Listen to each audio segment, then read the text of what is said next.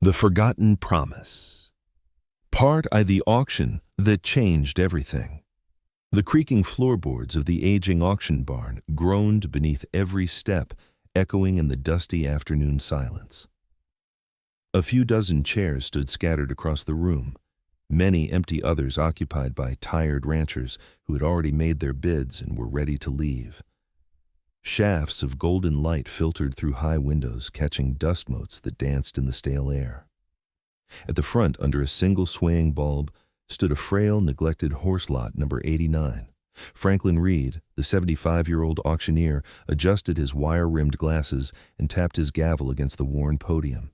His face, weathered by decades under the Montana sun, betrayed little emotion, but his eyes lingered on the pitiful animal before him. The horse's coat was dull and patchy, its ribs clearly showing through the thin layer of skin. Its head hung low, not just from exhaustion, but from years of being overlooked and left behind. "All right, folks," Franklin said, his voice gravelly with age, but still carrying authority across the nearly empty room. "Last one of the day, bay gelding. No papers, no known history." He paused, scanning the disinterested faces. Starting bid $20. He waited. Nothing. Not a single raised hand. The few remaining ranchers shifted in their seats, checking watches, exchanging glances. They'd come for the quarter horses, the Appaloosas with good bloodlines. Not this broken-down animal that looked one step away from the glue factory. 15. Franklin tried again. Still nothing. $10. The silence was heavy, broken only by the sound of the horse shifting its weight, cracked hooves tapping against the wooden platform beneath him. Even at $10, barely the price of a decent meal in town, not one person showed interest. It was as if the animal were already a ghost. Franklin sighed and leaned in to close the auction lips parting as he raised the gavel a final time. The day had been long. Everyone was tired. The poor beast would probably be shipped off to a rendering plant by morning. It was the way of things in a world that had little use for animals that couldn't earn their keep. But then, from the back of the room, came a sound. It was barely more than a whisper, but it sliced through the room like a blade. "Please don't let him go like that." Heads turned. In the very back, standing slowly with the help of a cane, was an elderly woman wrapped in a faded gray coat and scarf. Her silver hair was pulled back tightly, and her face, though wrinkled by time, held a sharp, aching focus as she looked at the horse. For a moment, no one spoke. This woman was a stranger to many, yet somehow familiar to the oldest in the room. It was Maggie Sullivan. Most folks around town hadn't seen her in years, not since the fire that took her daughter and half the Sullivan property. After that, she'd stopped showing up at church, at the diner, everywhere. She lived alone now, tucked away on the outskirts, surrounded by overgrown fields and old memories that seemed to grow thicker with each passing season. Franklin squinted at her, his expression softening slightly. "You looking to place a bid, ma'am?" he asked gently. Maggie didn't speak at first. She stepped forward, eyes locked with the horse's. For a brief second, the animal lifted his head just slightly, ears twitching forward. It was the first sign of life he'd shown all day. "I know that horse," she said quietly, her voice carrying in the hushed room. "At least, I think I do." Murmurs rippled through the remaining attendees. Franklin raised an eyebrow, looking from Maggie to the horse and back again. "Ma'am," he prompted. Maggie's hand trembled as she reached into her coat. The room, frozen in surprise and confusion, watched in silence as she pulled out a small envelope worn and torn at the edges. "My daughter wrote about him years ago," she said, her voice stronger now. "Her horse, before the fire." And just like that, the auction wasn't over. It was only beginning. Franklin Reed cleared his throat, the gavel still gripped loosely in his hand. For a man who had run auctions for over 4 decades without a single interruption, he now found himself unsure of what to say. The room, which moments before had been filled with disinterest, now buzzed with quiet tension. All eyes were on Margaret Sullivan, a name some hadn't heard in years, a face even fewer recognized. Maggie stood silently, the envelope clenched in her hand like something sacred. Her fingers were shaking, not from age alone, but from the weight of what was inside. My daughter Sarah, she finally said, her voice clearer, now stronger with purpose. She raised a foal when she was just a teenager. She called him Ranger. Maggie took another step forward, her eyes never leaving the horse. He had a star-shaped mark right here. She pointed toward the horse's forehead, where beneath the matted forelock a faint white marking could just barely be seen, and a scar on his left flank from barbed wire. She held up the envelope. She wrote about him. In here. The horse, still weary and thin, took a single step forward. His ears twitched at the sound of her voice. From the side of the ring, Jack Thompson, a ranch hand who had been working at the barn for over 20 years, furrowed his brow. I remember a Ranger, he muttered more to himself than anyone else, but that had to be near 20 years ago. He stepped closer to get a better look, his weathered face showing the first sign of doubt. The horse before them couldn't be more than 12 or 15 years old by his reckoning. And yet... Franklin exhaled slowly and gave Maggie a measured nod. "All right, ma'am," he said, softening his tone. "Let's take a closer look." With a small gesture, he waved Jack into the ring. The old ranch hand approached the horse, gently speaking low, soothing words as he moved to its side. The animal tensed, but didn't pull away. A lifetime of submission had taught it not to resist human hands even when they brought pain. Jack lifted the coarse hair near the flank, pushing aside the dirt and neglect to examine the skin beneath. His hand paused. There it was, a pale scar nearly hidden, running diagonally across the skin, exactly where Maggie had said it would be. A quiet gasp rippled through the room. It wasn't much, this small piece of evidence, but in a place where coincidences were rare and memories long, it carried weight. Maggie clutched the envelope tighter, her eyes watering. "I thought he died in the fire," she whispered, her voice cracking. "I thought they were all gone." Her legs began to buckle slightly, but she stayed standing, pride and determination keeping her upright. Her grief, long buried beneath years of solitude, was pushing its way back to the surface. The horse, Ranger, maybe, stared at her unmoving, as if remembering too. Franklin looked around the barn, then back at Maggie. The auction rules were clear about minimum bids, about proper procedures. But there were older rules in places like this, unwritten ones about decency and compassion that sometimes mattered more. "How much do you have to offer?" he asked gently. She didn't answer right away. Instead, she opened the envelope with trembling hands. Inside were folded papers yellowed with time and 3 $20 bills, old but crisp, as if they'd been saved for something special. She looked up, eyes misty. "It's all I have." Franklin Reed stared at the bills in Maggie's trembling hands. 3 $20 notes, creased, worn, and carefully folded. $60 wasn't much, not at an auction, not even for a half-dead horse that no one else wanted. But something in the way she stood, something in her voice, made the usual rules feel small and unimportant in that moment. For a long moment, Franklin didn't speak. He just looked at her. This woman who had reappeared from the shadows of the past, with nothing but a story, a scar, and a hope too fragile to be ignored. Behind him, Jack Thompson still stood beside the horse, his hand resting gently near the scar. He wasn't the sentimental type. Decades of ranch work had hardened him against easy emotions, but the moment wasn't lost on him. He looked back at Franklin and gave a single silent nod. "It's him," he said softly. "Or it sure could be." The room shifted, the skeptical faces turning to each other. Some raised eyebrows, others leaned forward, a few still scoffed silently, but the doubt was no longer as strong. Maggie stepped closer to the ring. The envelope still in one hand, the money in the other. "Ranger was my Sarah's best friend," she said, her voice steadier now. "After Sarah passed, we lost everything. The barn, the land. I never knew what happened to him until I found that letter last week." She swallowed hard. "My husband Thomas, he must have kept it from me. Maybe he thought he was protecting me." Her eyes glistened. "But I should have known." Franklin looked down at the bills again. In all his years behind the gavel, he had sold cattle, land, even the contents of entire homes, but never had a transaction felt like this. It wasn't a sale. It was a reckoning, a chance for something broken to be put back together, if only slightly. He let out a long breath and lowered the gavel. "Sold," he said, voice firm but warm.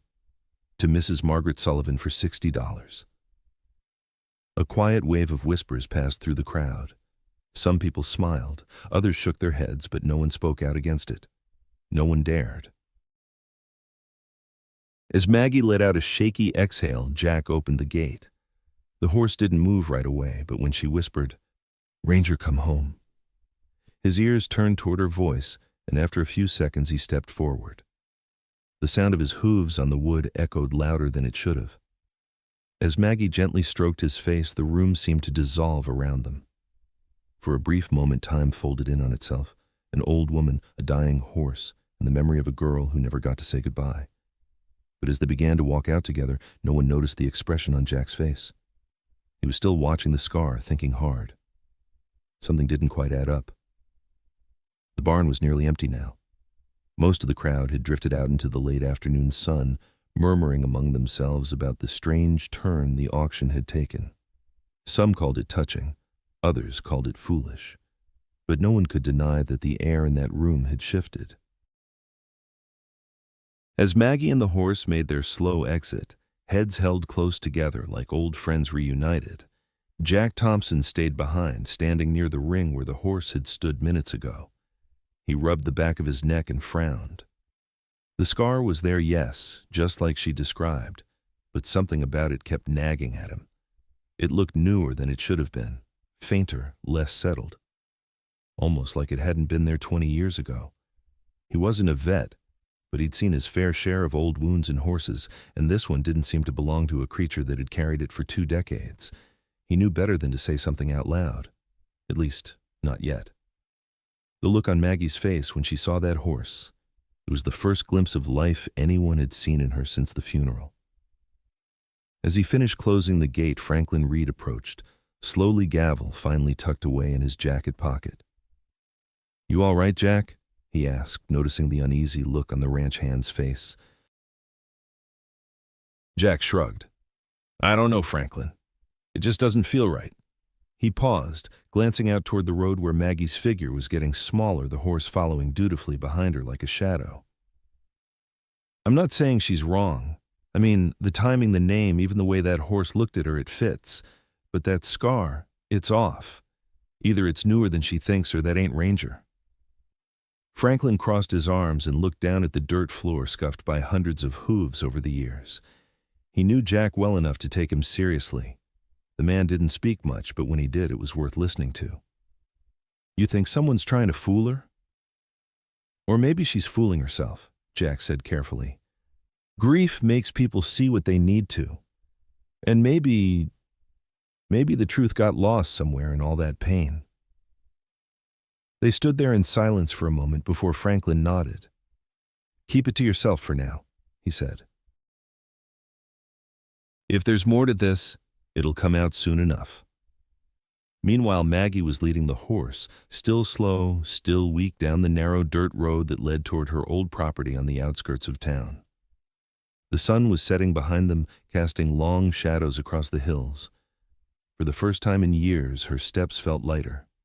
Her chest, though tight with emotion, carried something she hadn't felt since Sarah died. Hope. But 2 miles behind her, Jack was already digging through the old filing cabinet in the back of the barn office, searching for a name. A real one. Because if that horse wasn't Ranger, then who was he? Jack Thompson sat hunched over a dusty metal filing cabinet in the barn's back office, the kind of room that hadn't seen real organization in years. The overhead light flickered as he thumbed through yellow documents, auction logs, veterinary slips, transport records, most of them handwritten, some barely legible. He wasn't sure what exactly he was looking for, but something deep in his gut told him there was more to that horse than met the eye. He couldn't shake the feeling that this was familiar, too familiar. His fingers paused on a folder marked April 2008 Seizure Intake. That year rang a bell. He pulled it out carefully and opened it on the desk. Inside was a photo of a horse, ribs showing coat, patchy eyes dull. There was a note attached in neat script. Bay gelding, approximately 7 years old, severe neglect, scar on left flank from wire fencing, intake name Phoenix. Jack leaned in, heart pounding. The scar was in the same spot, the body shape nearly identical, and the date, 17 years ago. Could it be the same horse? He read further. Owner unknown, transferred from out-of-state border county impound. There was no mention of a prior name, no identification chip, no brand marks. But that photo stayed burned in Jack's mind. He knew horses changed over the years. A scar could fade, a coat could dull. But this was too close to ignore. Ranger might have been Maggie's truth, but Phoenix might be the horse's. Back in her small, worn cottage just outside town, Maggie was wrapping a blanket around the frail body of her newly reclaimed companion. She had cleaned his wounds gently, speaking to him in the same soft voice she used with Sarah when she was young. In her mind, there was no doubt. The horse responded to her, leaned into her touch, even let out a tired, nickering sound when she said his name. "You waited for me," she whispered, running her hand along his bony withers. "You found your way back." But Ranger, or whoever he was, wasn't the only one carrying history. That night, Jack drove to Dr. Eleanor Wilson's house on the far edge of town. She had retired from veterinary work years ago, but had kept boxes of records from her time working animal impounds. She greeted him in a robe, confused but curious at the late visit. "You're sure you saw a scar?" she asked, eyes narrowing as she led him to her kitchen table.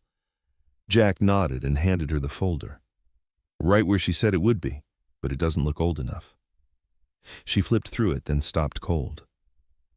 "I remember this horse," she said slowly, tapping the photo of Phoenix. "But his name wasn't Ranger." Jack's voice was low. "What was it?" She looked up, eyes serious. "His name was Phoenix, and he didn't come from around here." Dr. Eleanor Wilson turned the page slowly, her fingers brushing the corner like it might fall apart. The dim lamplight in her kitchen made the pages look even older than they were. Jack sat across from her elbows on the table, eyes fixed on the name Phoenix. The horse in the photo looked gaunt, hollow-eyed, but there was no mistaking that scar. "I treated him myself," she said quietly. "Came in from a sheriff's seizure across the state line. Farm neglect case. The owner disappeared before charges were filed." Jack leaned back, running a hand over his face. "That doesn't line up with Maggie's story. She thinks that's her daughter's horse. She swears it." Eleanor didn't respond immediately. She just stared at the image, lost in memory. Finally, she spoke. "People need to believe in something when they've lost everything. Maybe she saw what she needed to see. Maybe she believed it so hard it became true to her." Jack didn't disagree, but he also couldn't let go of one question. Why did that horse react to her the way he did? Back at the cottage, Maggie sat beside the horse in the dim glow of the porch light. He rested on a blanket of straw, finally eating without hesitation from a bucket of soaked bran and oats. She hummed softly an old lullaby she used to sing to Sarah when she was small. As her voice filled the quiet air, the horse closed his eyes, almost seeming to sway with the gentle melody. In that moment, there was peace. Real or imagined, she believed he remembered her, that he remembered Sarah.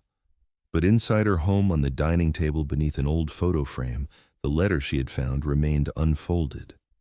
Written in her late husband's hand, it spoke vaguely of guilt of a debt unpaid and a horse he had tried to save for Sarah after the fire. "Couldn't keep Ranger," he wrote, "but I did what I could. Found one like him. She'll never know."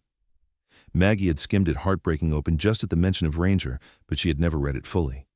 The truth sat in that letter like a quiet storm waiting to be noticed. Part 2. Uncovering the Truth. The next morning dawned clear and cool, the kind of autumn day that painted the Montana hills in gold and crimson. Maggie had slept in the old rocking chair on the porch, unwilling to leave the horse alone on his first night home. Her back ached, but her heart felt lighter than it had in years. She watched as the animal, Ranger she still believed with all her heart, grazed weakly on the short grass near the old fence line. The property wasn't much anymore, just the small cottage and a few acres, but it was enough. It would have to be. As she sipped her coffee, her mind drifted back to Sarah.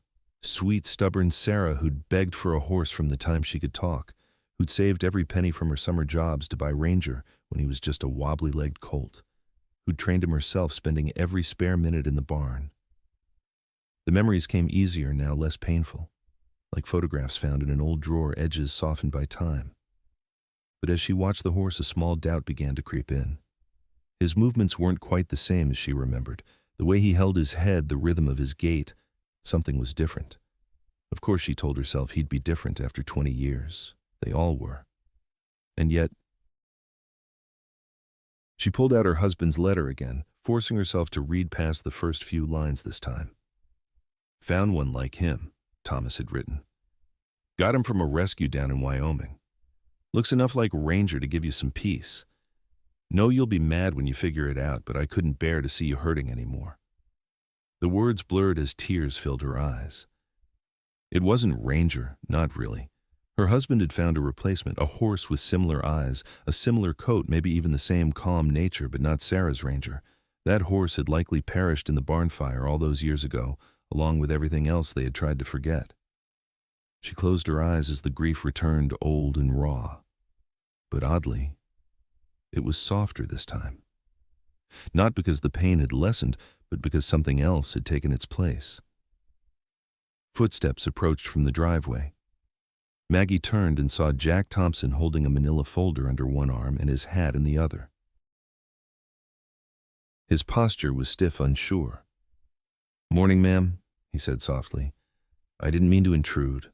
I just thought you ought to know." He offered her the folder, and inside was the photo of Phoenix from 2008, the intake form, the seizure report, and Dr. Wilson's notes. "This horse," Jack said, choosing his words carefully, "wasn't born here. He wasn't Sarah's. But he was neglected, abandoned, and somehow he made his way to you." Maggie stared at the photo, the scar, the eyes, the history. It was all wrong. And yet when she looked up at the horse beside her, resting peacefully under the tree, she couldn't bring herself to reject him. He wasn't Ranger, but he was hers now, and maybe that was enough.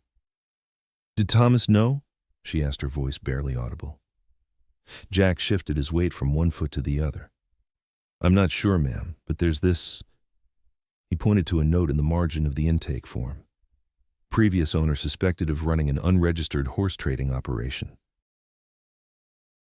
Animals moved across state lines frequently. Maggie's eyes narrowed as she studied the handwriting. "You think Thomas bought him from these people, that he knew who they were?" "Hard to say," Jack replied. "But the timing lines up. This horse was seized just a month after you lost Sarah, and the rescue operation that took him in was just over the Wyoming border." A new thought took root in Maggie's mind. Had Thomas been so desperate to ease her pain that he'd bought a horse from questionable people? Had he convinced himself it was a kindness, despite knowing where the animal came from? "He should have told me," she said finally, her voice stronger. "I'm not a child who needs protecting from the truth." Jack nodded. "No, ma'am, you're not." They sat in silence for a moment, the morning breeze rustling the tall grass around them. The horse, Phoenix, she reminded herself, lifted his head and watched them, eyes calm but alert. "What will you do now?" Jack asked. Maggie folded the papers and handed them back. "I suppose I'll do what I should have done years ago. Start living again." The days that followed were quiet, peaceful even. Maggie began to fall into a rhythm again. Morning feeding, slow walks through the pasture, brushing Phoenix's coat with the same care she once gave Sarah's long hair. Every motion was deliberate healing. Though the truth had cracked something inside her, it also freed her. She no longer had to cling to a fantasy. She could love this horse for who he was, not for who he used to be or who she wished he was. Each morning, Phoenix greeted her with soft, patient eyes. There was something different about him now, as if somehow he understood that the pretending was over, that he didn't need to be Ranger to be wanted. Maggie spoke to him out loud more often, not just in whispers. She told him stories of Sarah, about her drawings, her quiet laughter, and the way she used to braid Ranger's mane with wild flowers.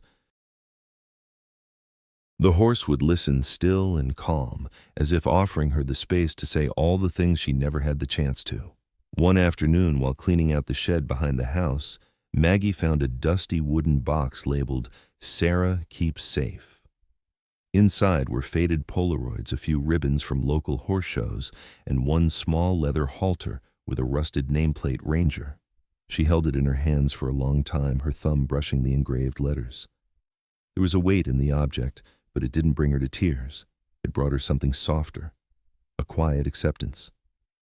She walked outside, halter in hand, and hung it gently on the fence post where the old barn used to stand.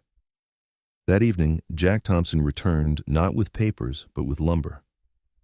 "You got a barn that's mostly memory now," he said, unloading a small pile of wood from his truck bed. "Thought maybe you'd like a new shelter for your boy here.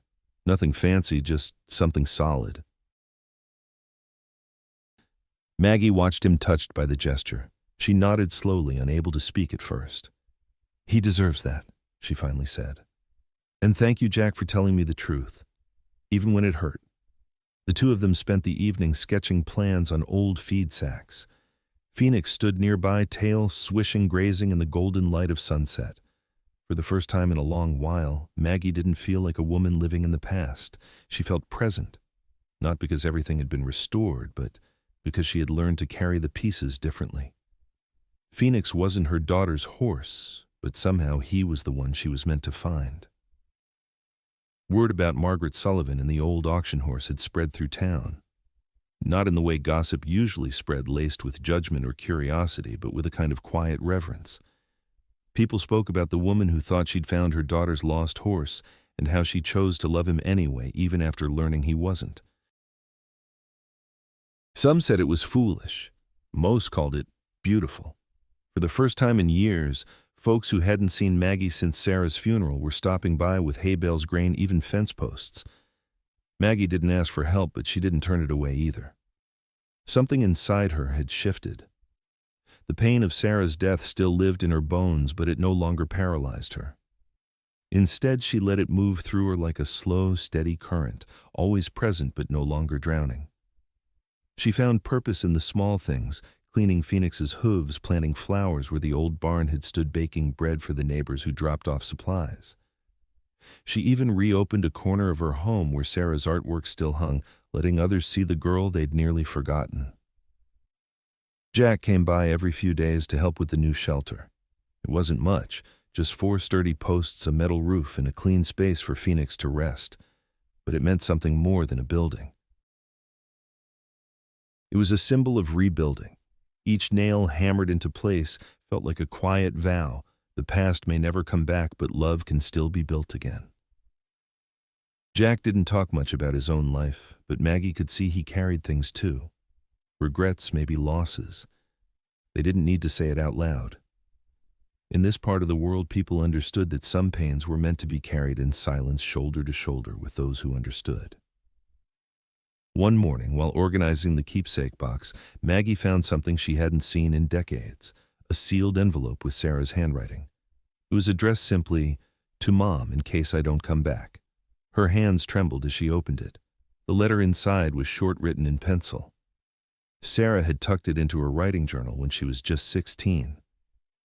"If anything ever happens to me, take care of Ranger.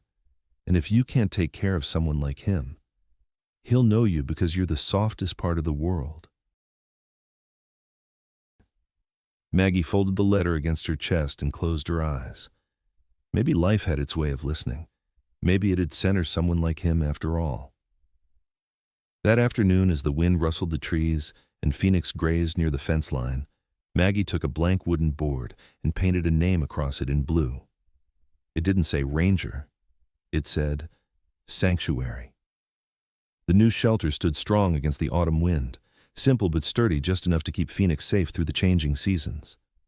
Maggie sat on a bench just outside it, wrapped in a thick wool shawl, watching the golden leaves fall across the field.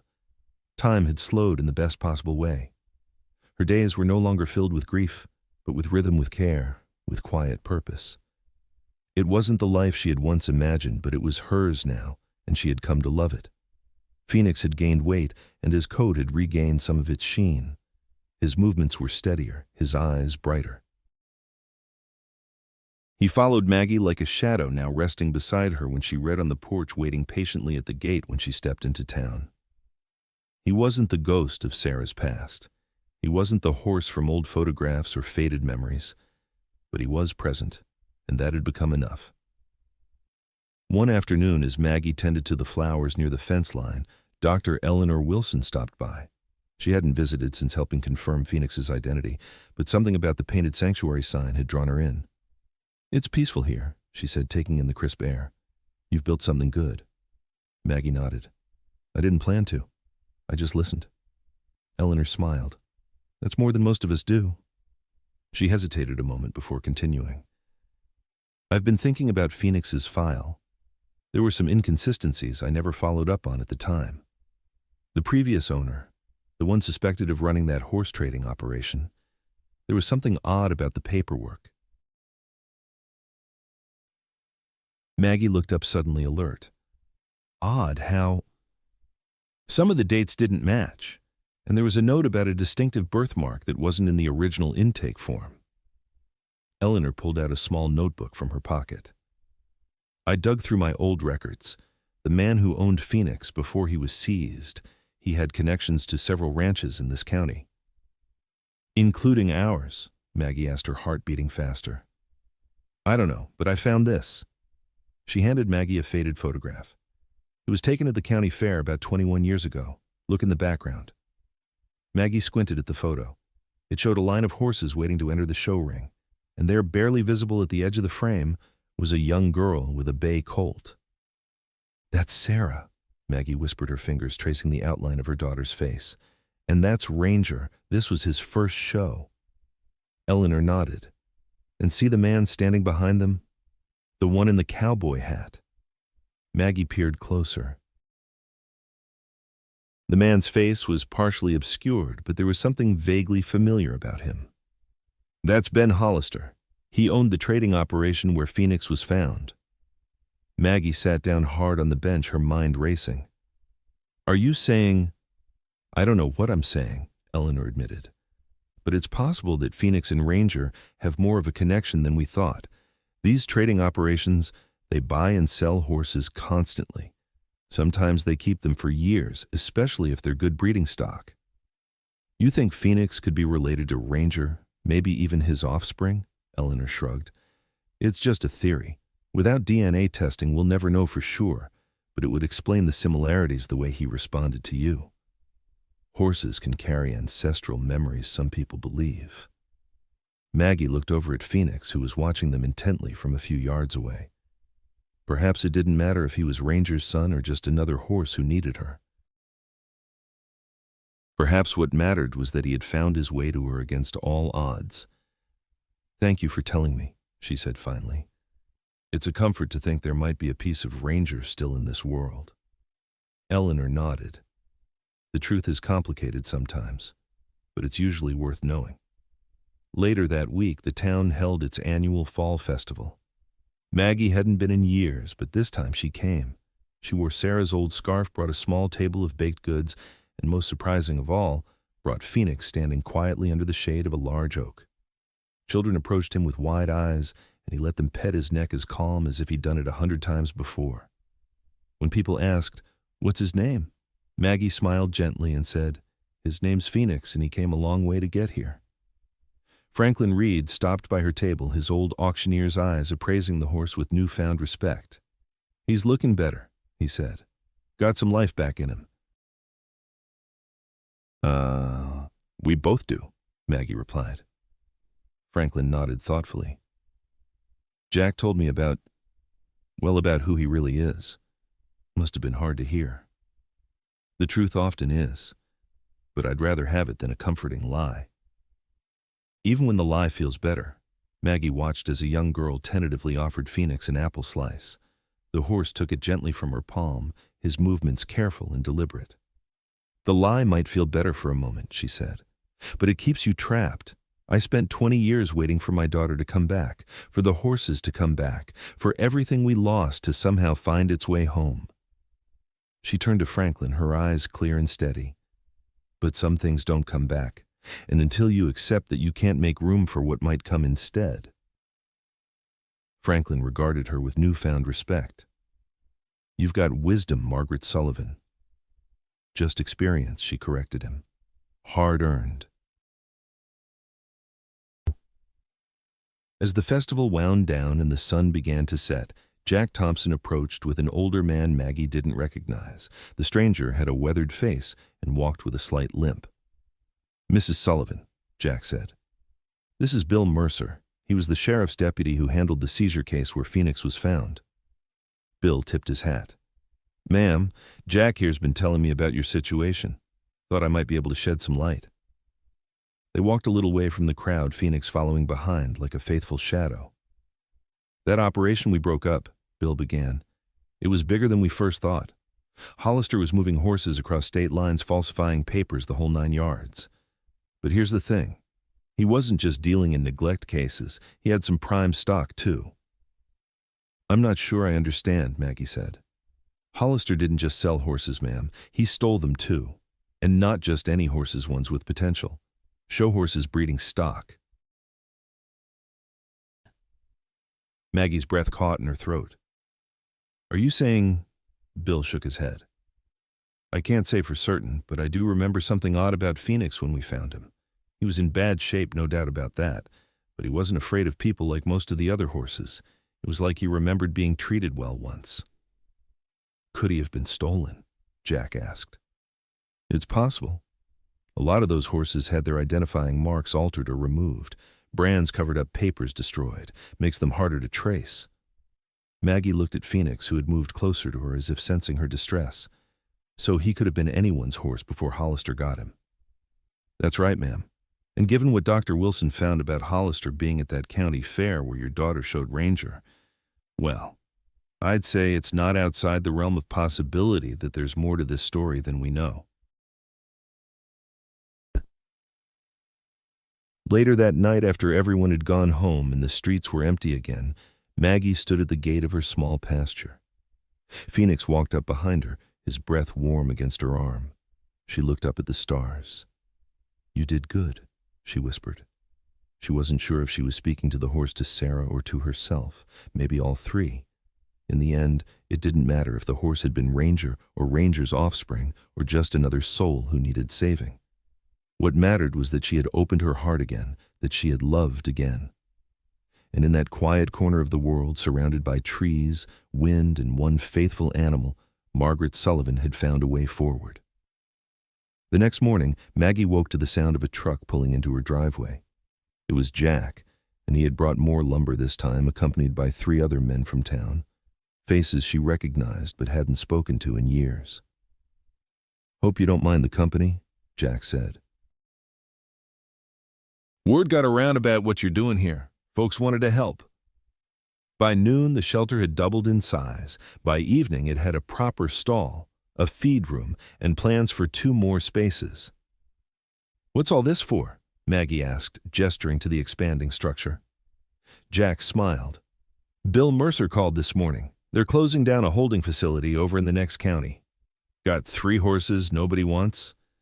Too old, too damaged. They're headed for auction next week. And you think I should take them? I think you've got a sanctuary here. Might as well make it official." Maggie looked at the half-built barn at Phoenix, watching curiously from his paddock at the people who had come to help, neighbors who had barely spoken to her for 2 decades. "I'm not sure I know how to run a sanctuary," she said. One of the men, Gary Wilson Eleanor's husband, spoke up. "None of us know how to do anything till we try Mrs. Sullivan. But I reckon you've got more experience healing broken things than most." Maggie thought about it. 3 more horses, 3 more souls who needed someone to care. It was a big commitment for a woman her age living alone. But then, wasn't that exactly what Sarah had asked of her? If you can't take care of Ranger, take care of someone like him. "All right," she said finally. "We'll need more fencing and proper water troughs." The men nodded, already making mental notes. "And I'll need help," she added. "I can't do heavy lifting like I used to." Jack nodded. "You'll have it. That's a promise." As the men returned to their work, Maggie walked to the edge of her property where the old fence line met the setting sun. In the distance, she could see the town, the houses and buildings where life had continued while hers had stood still. She thought about the years she'd lost to grief, the connections she'd severed, the joy she'd denied herself. And she thought about Phoenix, who had survived neglect and mistreatment to find his way to her. Maybe that was the real miracle. Not that she had found Ranger again, but that she had found purpose. She had found a way to honor Sarah's memory that didn't require her to remain frozen in the past. Phoenix approached, nudging her gently with his nose. She stroked his neck, feeling the steady rhythm of his breath. "We're going to need a bigger sign," she told him. "Looks like the Sullivan Sanctuary is officially open for business." The horse nickered softly, as if in agreement. Later that evening, alone in her cottage, Maggie opened Sarah's keepsake box again. This time she didn't just look at the mementos, she arranged them on the wall. The ribbons, the photos, the sketches Sarah had made of Ranger. But alongside them, she placed new things. A photo of Phoenix taken just that morning, the plans for the expanded sanctuary, the letter from Sarah that had changed everything. It wasn't about replacing the past, it was about allowing it to exist alongside the present. As she stepped back to look at the wall, she noticed something she hadn't seen before, a small notebook tucked into the corner of the box, Sarah's journal. She had never had the heart to read it after the fire. She opened it carefully, the pages stiff with age. Inside were her daughter's thoughts, dreams, fears, all preserved in her neat, determined handwriting. Maggie read until she came to an entry dated just 2 weeks before the fire. "Mom and Dad had another argument about money today. Dad says we might have to sell some of the horses if things don't improve. I told him they could sell anything but Ranger. He promised they wouldn't. But I'm worried. There was a man at the fair yesterday who kept asking questions about him, about his bloodline, his training. Dad seemed interested in what he was saying. I don't trust him. There's something off about the way he looks at Ranger, like he's just calculating dollar signs instead of seeing who he really is." Maggie's hand trembled. Could it be had Thomas been considering selling Ranger to Ben Hollister even before the fire? Had Sarah known? She read on. "I made Dad promise again today, no selling Ranger. He said I was being dramatic, that nobody was selling anyone. But I saw him talking to that man again, the one with the cold eyes. Just in case, I've written Mom a letter and hidden it in my special box. If anything happens to me, she'll make sure Ranger is safe. She understands what he means to me." Maggie closed the journal, her mind racing. What if Thomas had sold Ranger despite his promise? What if the fire had given him the perfect cover, a tragedy that would explain the horse's disappearance? And what if years later, consumed by guilt, he had tried to make amends by finding a replacement? It was a theory that would never be proven. Thomas was gone. Ben Hollister was in prison for other crimes, and the truth about what happened to the original Ranger might never be known. But Phoenix was here. And whether by coincidence or cosmic justice, he had made his way back to the Sullivan farm, to the daughter of the girl who had once loved a horse very much like him. "You might not be Ranger," Maggie whispered to the empty room, "but you're exactly where you're supposed to be." That night she slept better than she had in years. The weight of uncertainty finally lifted from her shoulders. The truth, complex and imperfect as it was, had set her free. And in the morning there would be work to do, a sanctuary to build and new lives to save, not because they could replace what was lost, but because they deserved a chance to be found. Toi se du chin lai fan 3 de tran lap, I kong kan tiet dam bao tin mak lak vatao mod ket thuk tap trung hon. Part 3. Rebirth. 3 weeks after the fall festival, the Sullivan Sanctuary welcomed its newest residents. A 17-year-old arthritic mare with a gentle disposition named Willow, a half-blind gelding called Thunder, who startled at sudden movements, and a stocky pony with a permanently crooked leg that the rescue staff had nicknamed Scrappy. Phoenix watched their arrival from his paddock, ears pricked forward with curiosity. Maggie stood at the gate, clipboard in hand, as Jack and Bill Mercer unloaded the animals from the trailer. Dr. Eleanor Wilson moved efficiently between them, conducting initial examinations. "They're perfect," Maggie said, observing the new arrivals. These weren't show horses or valuable breeding stock. They were survivors just like Phoenix, just like her. The expanded shelter, now a proper small barn with 4 stalls and a feed room, stood ready to receive them. The community's response had surprised Maggie. Gary Wilson had installed proper water lines. The Henderson brothers from the hardware store had contributed roofing materials. Even Franklin Reed had arranged for a load of quality hay to be delivered at cost. "You've started something here," Eleanor remarked as they settled Willow into her stall. Maggie shook her head. "I didn't start anything. I just stopped running from what was right in front of me." As winter descended on the sanctuary, each horse settled into their new life. Willow appointed herself herd matriarch, keeping the younger horses in line with well-timed ear pinnings. Thunder overcame his initial nervousness and began greeting visitors with hopeful nickering. Even Scrappy found his place, forming an unlikely friendship with Phoenix. It was Phoenix, however, who surprised them most. The once neglected horse had transformed not only physically, but in temperament. He carried himself with quiet confidence now, and visitors often remarked on his gentle nature, especially with children. "Hard to believe that's the same horse from the auction," Franklin commented during one of his increasingly frequent visits. "You've worked miracles, Margaret." "Not miracles," she corrected him. "Just time and care. And he did most of the work himself." One morning, while organizing Sarah's keepsake box, Maggie found something she hadn't seen in decades, a sealed envelope with Sarah's handwriting. It was addressed simply, "To Mom in case I don't come back." Her hands trembled as she opened it. The letter inside was short, written in pencil. Sarah had tucked it into her writing journal when she was just 16. "If anything ever happens to me, take care of Ranger. And if you can't take care of someone like him, he'll know you because you're the softest part of the world." Maggie folded the letter against her chest and closed her eyes. Perhaps life had its way of listening. Perhaps it had sent her someone like him after all. That afternoon, as the wind rustled the trees and Phoenix grazed near the fence line, Maggie took a blank wooden board and painted a name across it in blue. It didn't say Ranger. It said Sanctuary. As Christmas approached, Jack suggested putting up a small tree. For years, Maggie had ignored the holiday, finding the emphasis on family too painful in Sarah's absence. But this year, she agreed. While decorating with ornaments kept packed away for 2 decades, Maggie found herself sharing memories about Sarah's homemade decorations, about family traditions, about the Christmas morning when Thomas had surprised them both with matching riding boots. "She sounds like she was something special," Jack said carefully, hanging a faded paper star that Sarah had made in 3rd grade.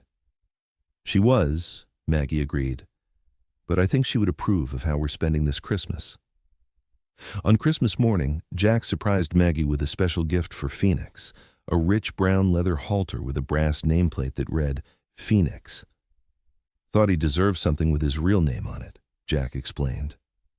Maggie's throat tightened with emotion. She remembered the old halter with Ranger engraved on it, now hanging on her wall alongside photos of both horses. "It's perfect," she said. "Thank you." Phoenix lowered his head, allowing her to stroke his face, his eyes soft and trusting. In that moment, Maggie felt a circle completing.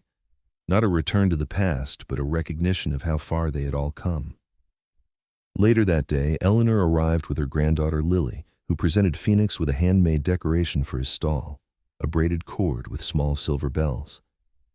"Grandma says you're going to start training him for riding," Lily explained shyly, "and I thought he should have something pretty." Maggie knelt to the girl's level. "It's wonderful, and yes, we are going to start training him. Maybe by spring he'll be ready for a small rider like you." Lily's eyes widened. "I'll learn everything," she promised solemnly. "I'll be the best student ever." The Christmas peace was interrupted by an unexpected call from Bill Mercer. "Found them," he announced. "The people who abandoned that horse we've been looking for. Local rancher named Harmon and his son." "Good," Maggie said firmly. "But here's the thing," Bill continued. "They've got 3 more horses in poor condition. I've found homes for 2, but the 3rd one..." He paused.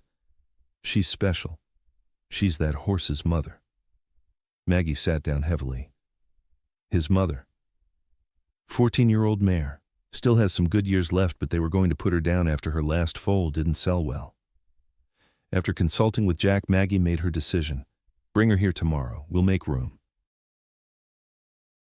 The day after Christmas, Bill arrived with the mare, a once beautiful bay now thin and dull-coated but with expressive eyes. They named her Cinder. "And the horse she's related to?" Maggie asked. "Should be ready for pickup next week once the vet clears him," Bill replied. "We've been calling him Ember. Seemed fitting, abandoned on a cold night but still carrying a spark." When Ember arrived the following week, he was nothing like Phoenix or the other rescues. Where they had been subdued by neglect, Ember was charged with nervous energy. Every attempt to lead him was met with resistance, his head tossing, feet dancing sideways.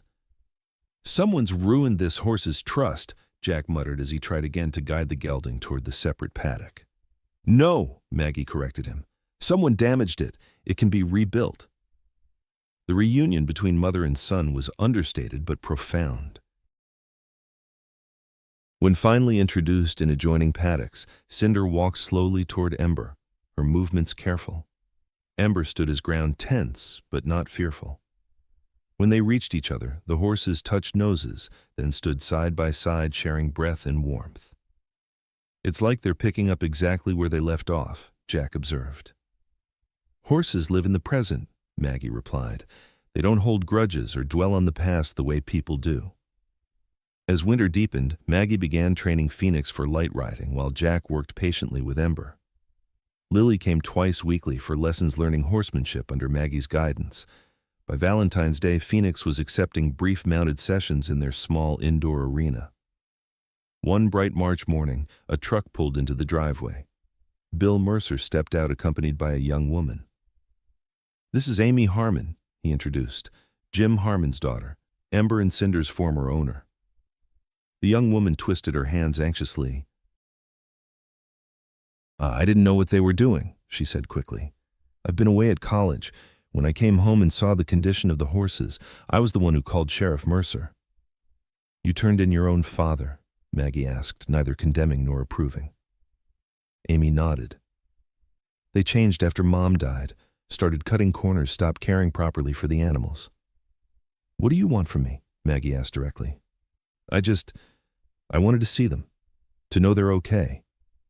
Amy's voice wavered. "Cinder was my horse when I was younger. And Ember, I raised him from a foal. I was going to train him myself, but then I got the scholarship and had to leave." Maggie led Amy to the paddock where Ember and Cinder enjoyed the afternoon sun. Cinder's ears pricked forward with interest, Ember's laying back slightly in caution. Cinder approached the fence, her nostrils flaring as she caught Amy's scent. After a moment's hesitation, she stretched her neck over the rail, allowing Amy to touch her face. "Hi, old girl," Amy said softly, stroking the white star on the mare's forehead. "I've missed you." Ember remained at a distance, watching warily. "He doesn't remember me," Amy said sadly. "Or he remembers too well," Maggie suggested. After Amy left, having made a donation and requested permission for future visits, Maggie found Jack preparing feed with Lily's assistance. "That was Ember and Cinder's former owner," she explained. "She's studying veterinary science now, wants to specialize in equine rehabilitation." "Trying to make amends," Jack observed. "Yes," Maggie agreed, "just like we all are in our own ways." By early April, the sanctuary had blossomed in unexpected ways. Phoenix completed his basic training and carried Lily for her first real riding lesson, a momentous occasion that brought tears to Eleanor's eyes as she watched her granddaughter's face glow with pride. "He's so good," Lily kept saying. "He takes care of me." "That's what well-trained horses do," Maggie told her. "They look out for their riders, especially young ones." Ember, too, had made remarkable progress. Though still cautious with strangers, he now accepted gentle handling from Maggie and Jack, and his bond with his mother had deepened. Together, they seemed to heal each other. Cinder regaining her strength and confidence, Ember learning to trust again. On a particularly beautiful spring morning, Maggie stood at the fence line watching as the horses grazed in the pasture now green with new growth. Jack joined her, offering a mug of coffee. "When I first saw Phoenix at that auction," Maggie said quietly, "I thought I was chasing the past. I thought if I could just have Ranger back, everything would make sense again." And now? Jack asked. Maggie smiled. Now I understand that some things can never come back, but that doesn't mean new things can't be just as meaningful. In the distance, Phoenix raised his head and nickered, not Ranger's nicker, but his own distinctive sound. Beside him, Ember and Cinder grazed side by side, their coats gleaming in the spring sunlight. Mother and son separated but reunited, their story paralleling Maggie's own journey with Sarah's memory. You know what Sarah wrote in that letter? Maggie said, turning to Jack. Take care of Ranger, and if you can't take care of someone like him. She paused, watching as Phoenix trotted across the field, strong and confident. I think this is what she meant. Not just caring for one horse, but creating a place where many can heal. She'd be proud, Jack said simply. Yes, Maggie agreed. I think she would. As they walked back toward the barn where Eleanor was arriving with Lily for her lesson and Amy was coming to spend time with Cinder, Maggie felt a certainty she hadn't known in 20 years. The past remained precious. Sarah Ranger, the life they'd once shared, but it no longer defined her. What defined her now was what she chose to build from the broken pieces, a sanctuary for horses, for people, and for herself. Phoenix had never been Ranger, but he had been exactly what she needed, not to recapture what was lost, but to discover what could still be found. In saving him, she had saved herself, and in the process created something new and unexpected, a place where second chances weren't just possible, but promised.